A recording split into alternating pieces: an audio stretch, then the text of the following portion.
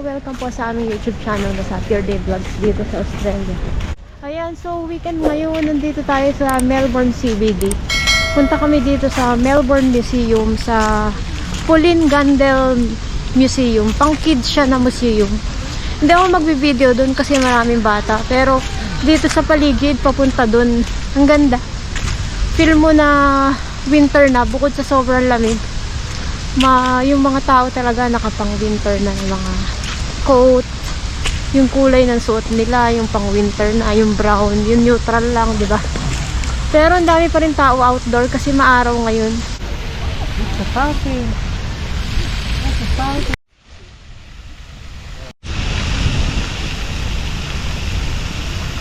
Yung nasa likod namin, yan yung Royal Exhibition Building, yung pinagaganapan minsan ng mga graduation. Diyan tayo pumunta nung pumunta tayo sa Brickvention, kung napanood niyo yung vlog na yun. So ngayon maglalakad tayo pa Melbourne Museum, sa tapat niya. Tapos sa likod pa niya yung Children's Museum. Ang ganda dito, oh, tahimik lang. Papunta dito sa CBD, nag-drive kami. Tatry sana namin yung public transport, kaso may truck works, so nag-drive na lang kami. Tapos nag-park kami dun sa paid parking na $15 for 4 hours. Dito kasi sa Melbourne Museum medyo mahal, $30. Kaya dun na lang kami sa iba. Malapit lang naman na lakarin, 2 minutes walk lang.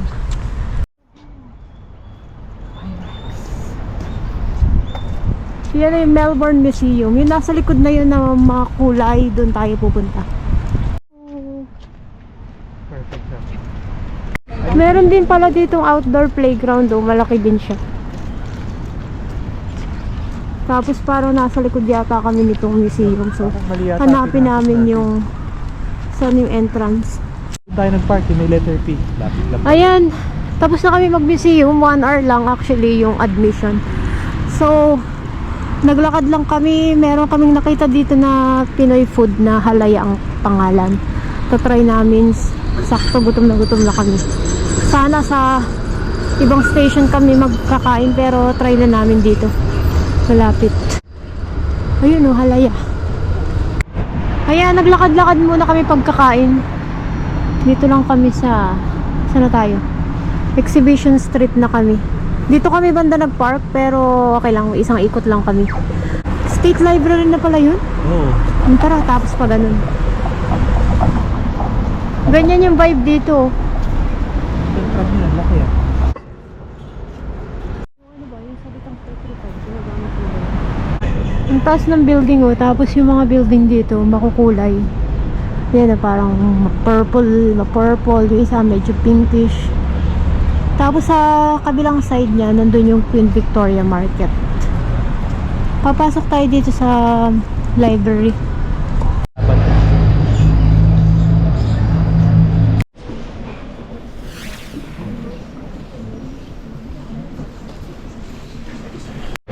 Kaya ang daming mga ganito dito, mga alley.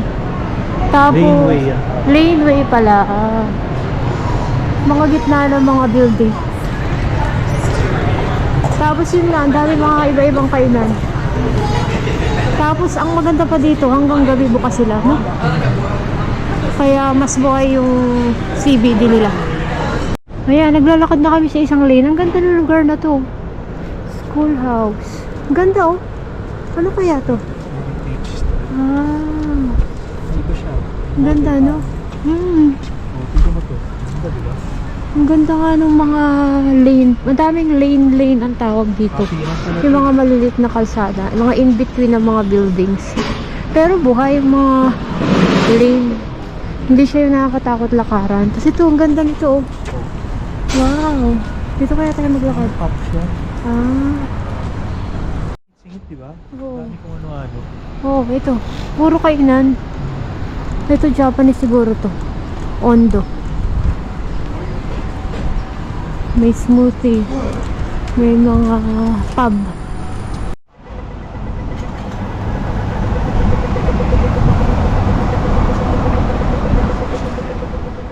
Tapos lalakarin mo na lang ko doon. Okay. So, dito tayo magpa-park sa may malapit sa kumbento. Abbotsford Convent. Tapos walk na lang daw papunta dun sa Collingwood Children's Farm. Oh, hello po, welcome po sa aming YouTube channel na Saturday Vlogs dito sa Australia. Sunday ngayon, long weekend, bukas ay holiday, Lunes, King's birthday. Hindi kami umalis na in terms of parang overnight or pumunta sa ibang lugar. Pero ngayon ay nag-drive kami papunta dito sa Collingwood Children's Farm. Sinabi to ng friend namin na maganda raw, pwede naming itry para isama si baby. So ngayon itatry namin dito sa Collingwood Children's Farm. Parang ang dami ng tao na dumating. Dito kami nag-park sa convent. Ang dami ng mga bata. Naka-stroller lahat yung mga bumababa dito. Tingnan natin. Excited kami kasi favorite ni baby yung mga animals, di ba? Favorite niya. Alam na niyang kilalanin yung ibang mga animals na nakikita niya sa book. Tapos, madali lang. Umalis kami before 10. Nakarating kami dito ay ngayon 10:30. 44 minutes lang yung biyahe namin papunta dito. 33 kilometers. So, mabilis lang yung mga biyahe dito kasi yun nga, hindi motorway ang tawag freeway, naka-freeway. So, pagpasok mo sa freeway, ang labas mo na dun na sa pupuntahan mo. Kaya mabilisan yung mga biyahe dito, which is okay. Ano yun? Ayan, so June 7 pa lang ngayon. 7 days na yung nag-winter dito sa Melbourne. So far, kaya naman namin. May araw na makulimlim, may araw naman na ganito, sunny talaga. Kaya nakaka-abante kami ng feeling ng winter. Ito na, nasa loob na tayo ng Collingwood Park. Collingwood Children's Farm. Kayang bayad. No. Farm Cafe. Aba.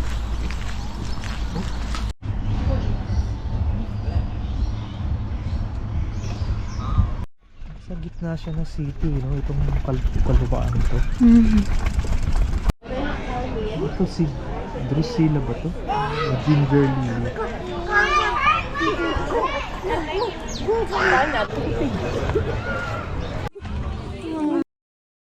Ayan, 12:19 na ng tanghali. Hindi ako masyadong nakapag-video kasi sobrang daming bata. Pero okay yung experience kasi nature, tapos ma-experience talaga nila yung farm animals. Yun nga lang, siguro kasi bagong ulan, so maputik. Kasi nga farm, hindi naman siya yung tipong sementado.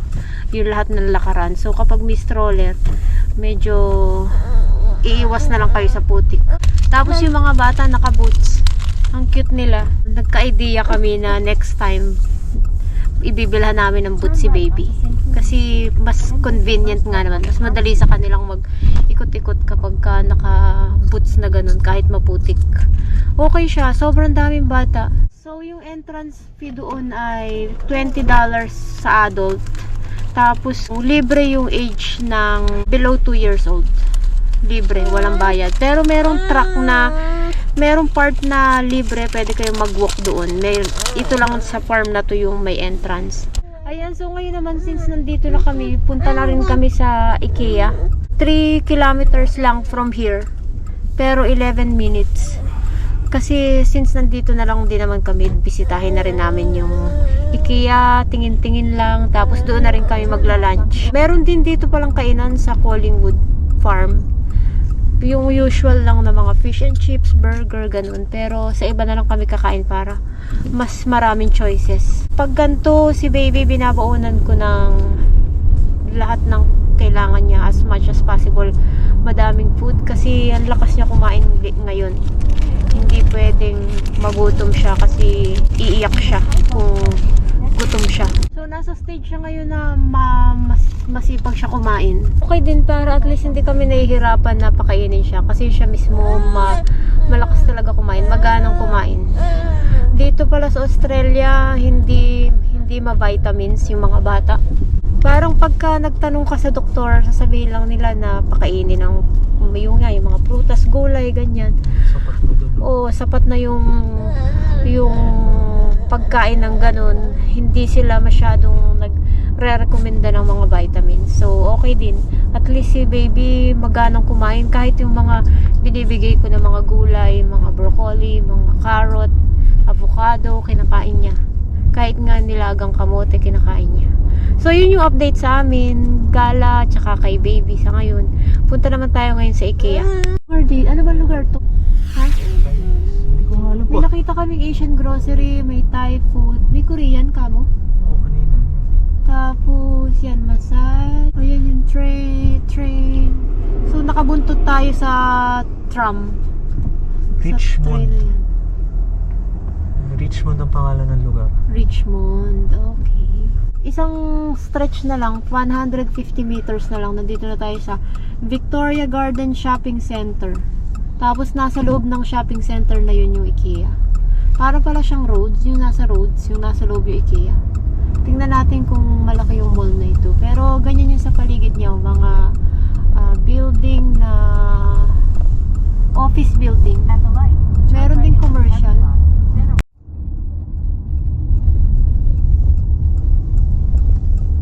Hindi libre yung first 3 hours kumpara sa Sydney.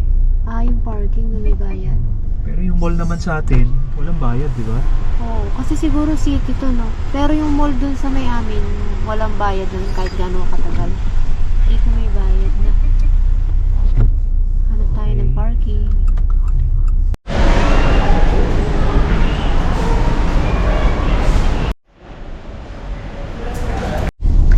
Ayan, 4:14 na ng hapon. Hindi na ako nag-video dun sa mall. Nag-lunch kami doon. Kumain kami ng Thai food. Tapos nag-ikot kami sa IKEA. Sakto naman nakatulog si baby.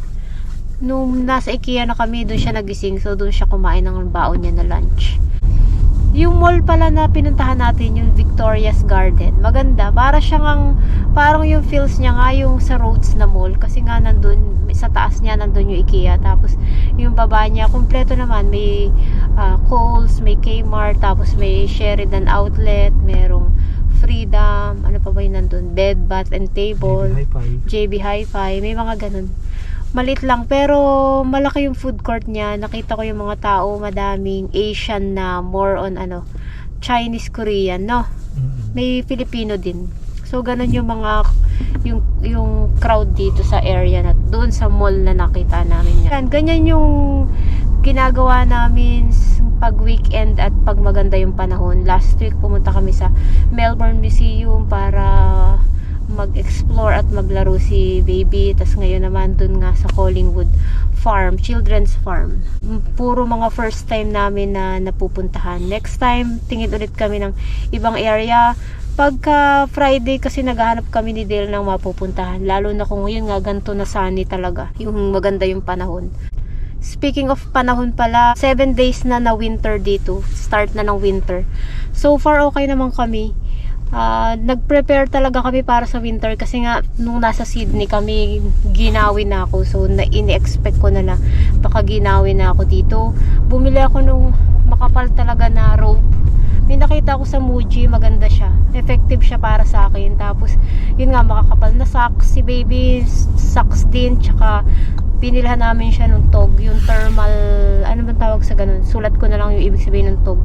Pero parang naiinitan pa siya pag suot niya yung tog. Kaya ang ginagawa na lang namin ay doble siya na damit. Dobleng pambaba tsaka dobleng pang taas kapag natutulog. Sa araw din, nakamedyas pa.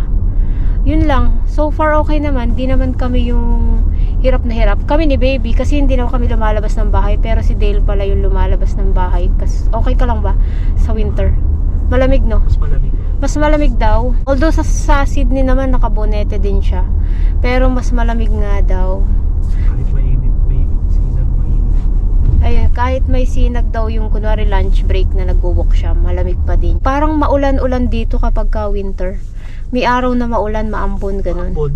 No, nung nakaraang linggo, kasi sabi may bagyo. Pero tingnan natin yung overall na winter. Kasi kakasimula pa lang naman namin ng winter. Sabi rin nung ka-opisina raw ni Dale, may araw dito ng winter na talagang sagad sa buto daw yung lamig.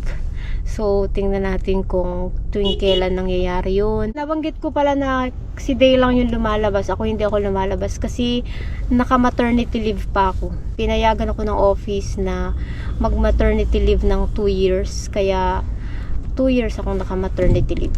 In-enjoy ko talaga at saka sinulit ko na kasama ko si baby at maaalagaan ko talaga si baby sa buong 2 years niya. Yun lang, maraming salamat. Sana ay panuorin nyo pa rin ang aming YouTube channel kahit na talagang minsan ay napakatagal naming mag-upload ulit. At sana ay makapag-explore pa kami ng ibang mga suburb dito sa Melbourne para mapakita namin sa inyo yung lugar dito. So yun po, maraming salamat sa inyong panonood. Mag-ingat kayo palagi, stay safe and God bless you. Maraming salamat po. Hanggang sa muli. Bye-bye!